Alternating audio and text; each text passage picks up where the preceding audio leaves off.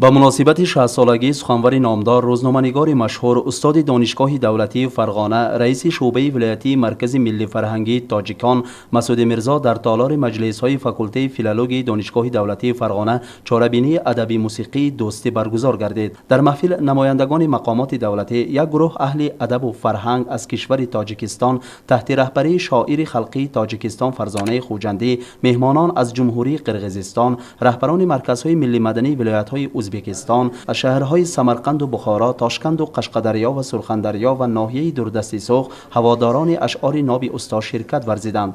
رهبر ولایت فرغانه خیرالله بازارف در چاره‌بینی اشتراک نموده این سخنرانی از سخنان پرزیدنت اقتباس آورده گفت که خلقای ازبک و تاجیک دو شاخه یک درخت، دو شاخابه یک دریاستند. ما یک دین، یک مکان، یک آب داریم. در راه به دست آوردن مقصد عمومی متحد شویم، در شادی و غم و اندوه همدیگر هم متحد می‌گردیم. بعد آن رهبر ولایت به شاعر مسعود میرزا تحفه‌های گرانبهای حاکمیت ولایت فرغانه را تقدیم نمود. رهبر مرکز ملی مدنی تاجیکان ازبکستان گلاندام سبحانه و نیز در چاره‌بینی اشتراک کرده به سخن برآمد و عرض منتداری به رهبر دولت خصوصا به سران دو کشور همجوار نمود که امروز بین تاجیکستان و ازبکستان همکاری تا رفت مستحکم می‌گردد. از اشتراک شاعر خلقی تاجیکستان فرزانه خوجندی و یکی از نمایندگان ادبیات تاجیک از جمهوری قرقیزستان شایسته روشن واقعا تدبیر رنگ و جلوی تازه گرفت.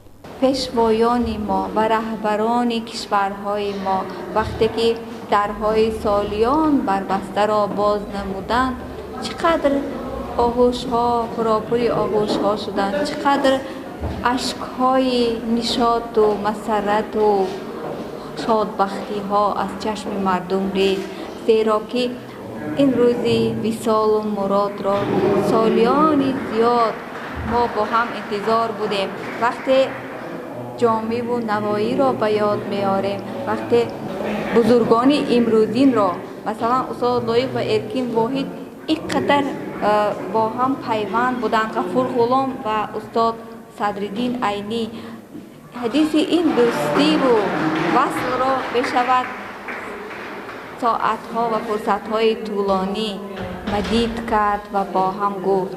اما مسعود میرزا هم که برادری صاحب میلاد ما هستند، یک نفری بسیار فرخنده، یک نفری با هستی فروزنده، یک نفری با نکویی فطرت آدمی هستند، از صلب فطرت نیکو زاده و برای محبت دو ملت تاجیک و ازبک خیلی خدمت‌های بزرگ میکنند. واقعا خدمت‌های استاد مسعود میرزا در رشد و تحکیم ادبیات تاجیک زبانان ازبکستان، ژورنالیستیک تاجیکان ازبکستان، صنعت نطاقی حد و کنار ندارد. آواز فارم و دلنشین او تا به گوش دوردست‌ترین فارسی گویان جهان رسیده.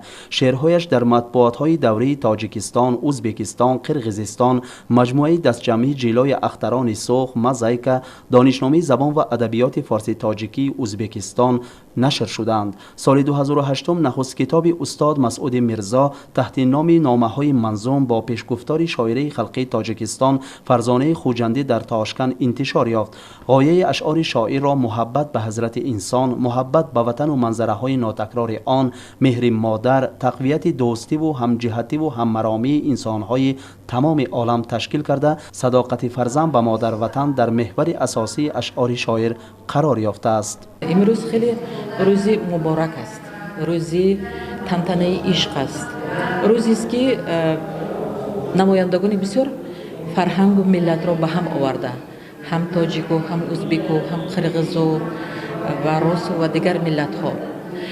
واقعا نفری که اونی که ما شاعر میگوییم بتواند مردم دنیا را به متحدی بیارد و در سیمای در چهره استاد سخن، شاعری ممتاز، باریکبین، شاعری فیلسوف و شاعری که نوشته هاش همش پند است، پند عشق است، پند زندگی است، در سیمای مسعود میرزا میبینیم.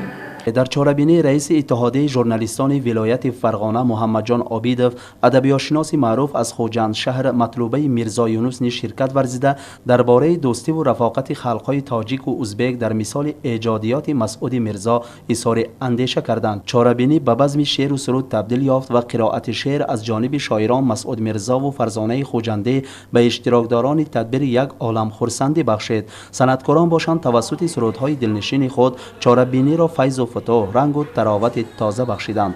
میتوان گفت که شام ادبی موسیقی و 60 سالگی مسعود میرزا به یک عید واقعا دوستی تبدیل یافت و در دل اشتراکداران یک جهان تأثیرات باقی گذاشت.